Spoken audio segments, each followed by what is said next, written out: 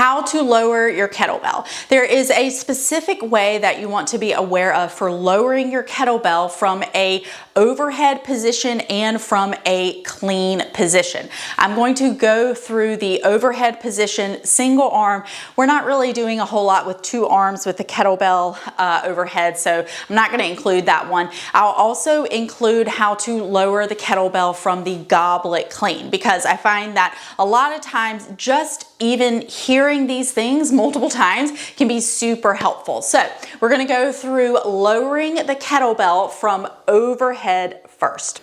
So you've got your kettlebell in the front rack position. Now you've got it in an overhead position. How do you get it back down?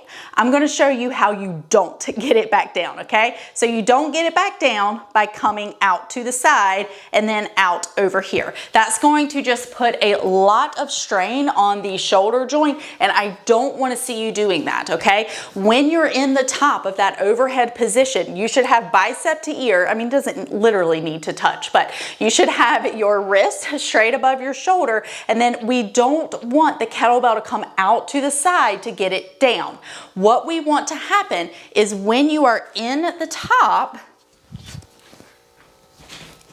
we want to think about the elbow coming towards the armpit, okay? So I'm here and then my elbow comes towards my armpit and I'm going to need to rotate slightly in front of me. So many people I see, they'll end and they're out here. Don't do that. We're not going to do that, okay? You're going to end right here when you come down from the overhead position. What is happening is you are getting a rotation moment at the scapula. So when we are in the top here, we're going into a little more external rotation of our scap, or just think the scap, if this is your spine, your scap needs to come back towards your spine just a little bit. In the bottom, we're getting a little more internal rotation of the shoulder, or just the scap is coming around this way. So that's one of the reasons that kettlebells are really cool, because we get a little more ranges of motion with them. But that means you have to make that happen, okay? So we can't be here and then just come down like this, because we're not getting that range of motion right here.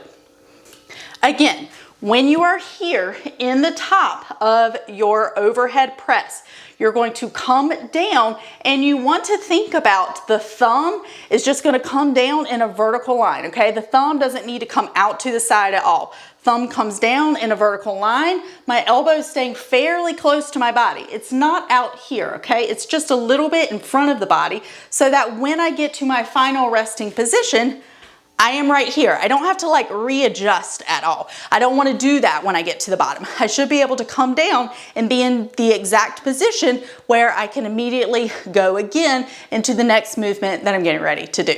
When we're thinking about lowering the kettlebell from the goblet clean, we want to make sure that the kettlebell is coming back down the same way that we picked it up. That means that the kettlebell needs to follow the same path. We do not need the kettlebell to go forward when we lower it from the goblet clean. So we're doing our goblet clean, we get down, all the things, we're right here. What I don't want to see is this, okay?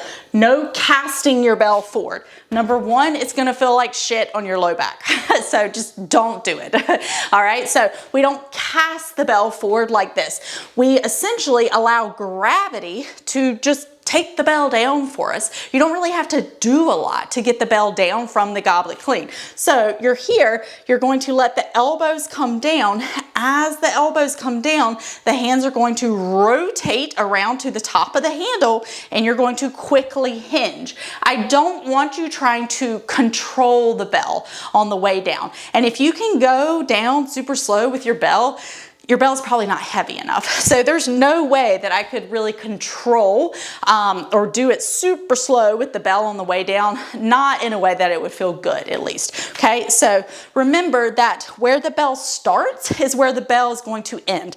My bell starts right here. It needs to come back down to that exact same spot. So I get here, all the things, clean the bell. Now, as I come down, elbows come down, down, down, down. When the bell gets to about here, belly button height or so, that's when I'm going to quickly hinge and my hands will come around the bell.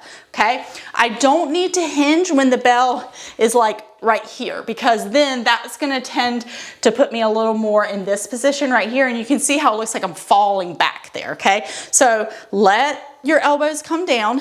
When the bell gets to about the height of your belly button, that's when you want to come down, just like that. All right, now you know how to lower kettlebells like a pro.